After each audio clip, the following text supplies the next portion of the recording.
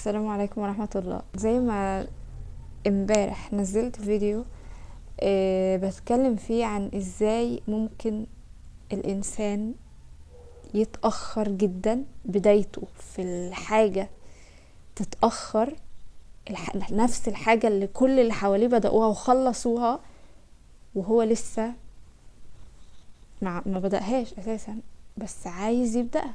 فهو كده دلوقتي في نظر كل حاجة هو متأخر.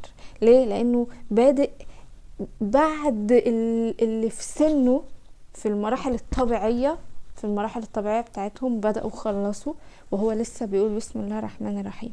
قلت لكم ازاي ممكن يعني بتكون الحاجة دي لصالحه ميزة بالنسبة له ودافع اقوى. البداية المتأخرة بتكون دافع قوي جدا. فانا حاسه ان انا ما خلصتش كل الكلام اللي انا كنت عايزه اقوله بصراحه في الفيديو اللي فات، وحسيت انه طول مني، فقلت يعني هكمل الكلام في جزء تاني. فانا بقى دلوقتي بصور الجزء التاني ده. وعندي شويه كلام عايزه اقوله على الموضوع ده. هعتبر ان ده الجزء التاني او الفيديو التاني في سلسلة رحلة اللي انا بدأتها الفيديو اللي فات. وعايزة اقول لكم حاجة معلش قبل ما ابدأ في الفيديو ده.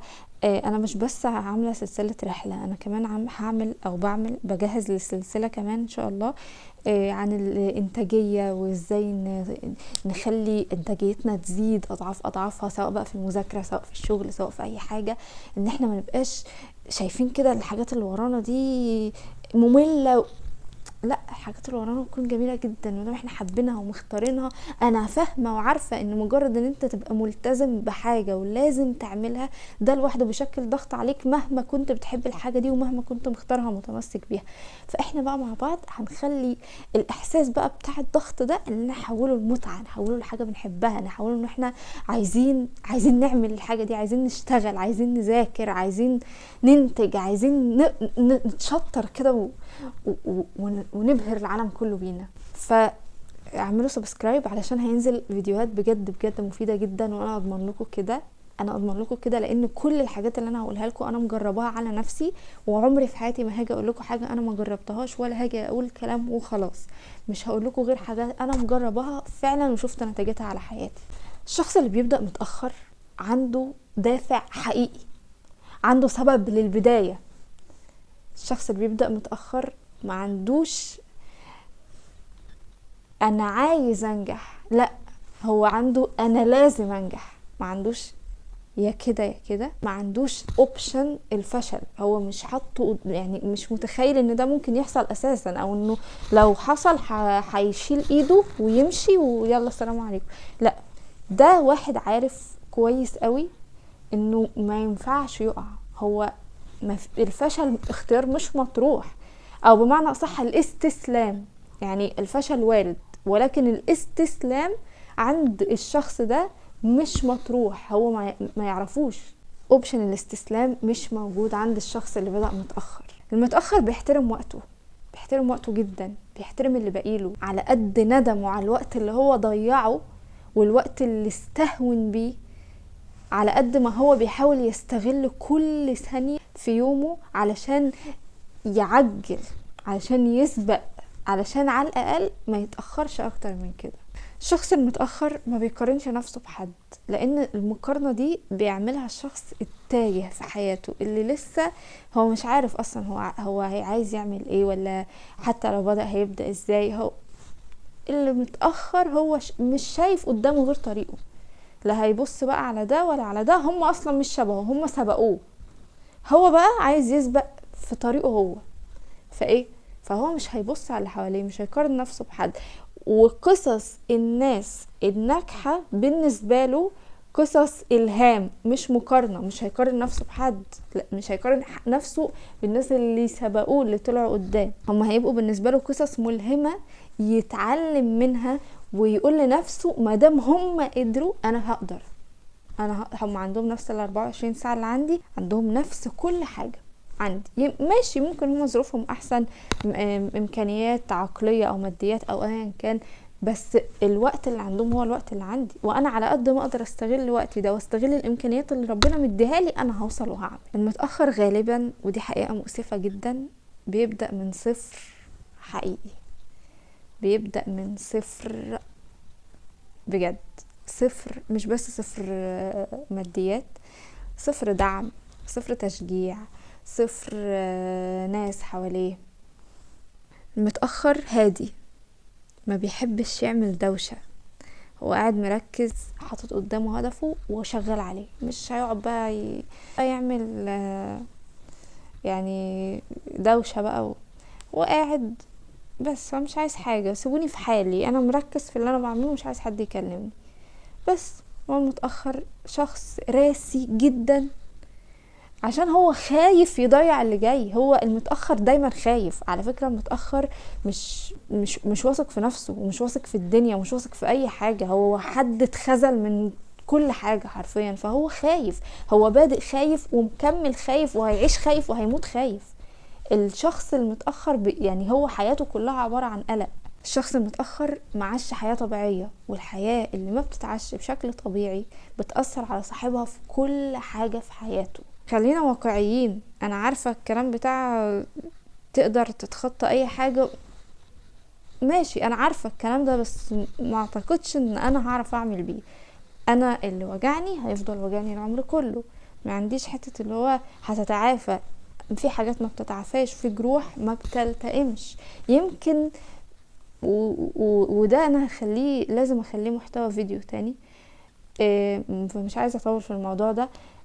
النجاح لما بيخش على الوجع بيبقى يعني عندك هنا وجع، انت بص دلوقتي انت شخص مكسور مطعون 100 طعنة، موجوع وبس، اللي جواك خذلان، كسور، جروح، ألم، حرمان، فقد، كل حاجة جواك كله وحش. فاحنا هنيجي دلوقتي ده وجع، وحياتك ما فيهاش غير وجع. انت عايز تعمل ايه؟ انت عايز يعني الوجع ده يقل شوية، هو مش هيقل، بس ممكن ندخل جواك حاجة تانية تعمل توازن بينها وبين الوجع، تكون الحاجة التانية دي حاجة حلوة، فهتعمل ايه؟ هتجيب نجاح، هتبدأ في طريقك اللي انت عايزه، سواء بدأت متأخر سواء بدأت بدري، ابدأ في اي وقت. هنا مفيش نجاح خالص، انت مفيكش غير وجع حرفيا، فتنجح حتة حتة حتة حتة حتة. عندك ايه؟ عندك بقى جواك في وجع وفي احاسيس تانية حلوة، هتبدأ تعلي. ما انت الوجع بقى هتقطعه، ابعد بقى عن اللي بيخذلوك واللي يعني اللي بيقطعوا فيك دول، انت خلاص بعدت عنهم. فالوجع استقر عند مرحلة معينة بذكرياتك اللي وجعاك، اللي مش عمرك ما هتنساها ولا هيقل تأثيرها عليك، بس بقى في حاجات تانية جواك، بقى في احاسيس حلوة، فانت هتقعد تعلي. فالوجع لسه موجود بنفس الدرجة، بس في حاجات تانية جوه، في حاجات جميلة. فايه كده بيعملوا ايه؟ توازن جواك، يبقى انت حاسس اللي هو ده بيهون ده كده. يعني يا رب اكون قدرت اوصل الفكرة دي، لان وانا مرة كنت قاعدة بفكر مع نفسي وجه في دماغي الموضوع ده، دي بجد حاجة جميلة قوي يعني، بالنسبة لي بجد دي حاجة فرقت معايا يعني، بجد جميلة قوي. الشخص المتأخر فاهم ان الطريق مش هيكون مستقيم، عمره ما هيكون مستقيم، هو كده. وعلى فكرة الشخص المتأخر ناضج جدا، فهو فاهم كل الحقائق بتاعت انه الدنيا ايه، عمرها ما بتمشي على وتيرة واحدة. هو فاهم ان الطريق عامل كده، هيمشي شوية كده هيقع، بس لما يقع هيقوم، لان هو اصلا هو ماشي، هو متوقع الوقوع، مش هيتفاجئ لما يقع، هو عارف انه هيجيله وقت هيقع، هو ما يعرفش هيقع امتى، ما يعرفش هيقع في ايه، بس عارف انه هيقع في حاجة، في حتة هتيجي توقعه، امتى وازاي وفين الله اعلم، بس هو عارف انه هيقع، بس عارف برضو انه لما يقع مش هيفضل نايم، مش هيقعد يعيط، هو هيلملم شهادات نفسه كده ويقوم بسرعة عشان يكمل لحد ما تيجي حاجة تانية توقعه فيقوم منها ويكمل، فتيجي حاجة توقعه فيكمل لحد ما يموت. متأخر ما عندوش رفاهية الاستسلام، لانه عارف انه لو وقف اللي جاي هيبقى اصعب من اللي راح، الرجوع هيبقى اصعب من الاستمرار. المتأخر فاهم ان التأخير عمره ما كان لعنة، ان ربنا ممكن يكون بيحضرك في الوقت اللي انت فاكر نفسك متأخر فيه لحاجة انت عمرك ما كنت تتخيلها. انت ممكن تبقى فاكر ان انت اتأخرت، وانت فعلا بتبقى اتأخرت في الوقت، بس في الوقت اللي انت كنت لسه ما اتحركتش فيه ربنا كان بيحضرك لحاجة ما كانتش عمرها ممكن تيجي في دماغك. لو كنت بدأت بدري ما كنتش هتاخد الحاجة دي. المتأخر بيكسب احترامه لنفسه قبل ما يستناه من الناس، بيحترم نفسه قبل ما يبص لاحترام الناس ليه. ما بيستناش ان حد يقوله برافو انت صح. هو عارف ان هو صح، وهو عارف انه مش مستني كلمة من حد ولا مستني تشجيع من حد. هو مش مستني اي حاجة من اي حد. هو رامي طوبة كل حاجة حرفيا، ومش شايف قدامه غير اللي هو عايزه. وده اصعب انتصار، ان الواحد ما يبقاش مستني حاجة من حد. واخيرا وليس اخرا، المتأخر لما بينجح وبيوصل ما بينساش ولا نفسه ولا الناس اللي شبهه. شكرا على المشاهدة، واتمنى الفيديو يكون عجبكم وما كنش طولت عليكم. انا مش عارفة هو هيوصل كام دقيقة بعد المونتاج، بس اعملوا سبسكرايب لو الفيديو عجبكم، واعملوا لايك عشان يوصل لاكبر عدد ممكن. وانا مبسوطة قوي ان انتوا معايا. شكرا، مع الف سلامة.